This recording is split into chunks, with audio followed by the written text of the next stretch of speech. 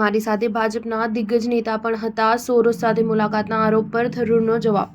American ઉદ્યોગપતિ George સોરોસ અને કોંગ્રેસના સંબંધો અંગે ભાજપે ફરી એક વખત મોરચો ખોલી દીધો છે. સોરોસ મુદ્દે સંસદમાં હોબાળો ચાલુ છે. સંસદની અંદર અને બહાર પ્રદર્શન ચાલી રહ્યું છે. મંગળવારે વિપક્ષી સાંસદોએ સંસદ પરિસરમાં કાળા બેગ સાથે પ્રદર્શન કર્યું હતું. આ દરમિયાન જોરથી સૂત્રોચ્ચાર કરવામાં આવ્યા હતા. સંસદમાં હોબાળા વચ્ચે લોકસભા અને રાજ્યસભા આવતીકાલ સુધી સ્થગિત કરી દેવામાં આવી છે. મંગળવારે વિપક્ષી સાંસદો જ્યારે હોબાળો મચાવી રહ્યા હતા ત્યારે લોકસભા સ્પીકર ઓમ બિરલાએ તેમને સલાહ આપી હતી કે લોકસભા સ્પીકરે કહ્યું કે વિપક્ષના સિનિયર સાંસદોનું વર્તન સંસદીય પરંપરા અનુસાર નથી. સંસદમાં શિયાળુ સત્રમાં જોર્જ સોરોસના મુદ્દે હોબાળો મચ્યો છે.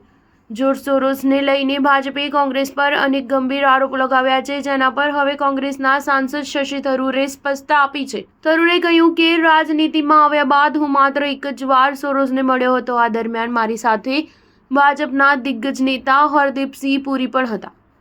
આ સાથે જ કોંગ્રેસ સાંસદ શશી થરૂરે સદનની બહાર મીડિયા સાથે વાત કરતા કહ્યું કે ભાજપને ગૃહ ચલાવવાની કોઈ ઈચ્છા નથી. અધ્યક્ષ તેમની વાત માની રહ્યા છે.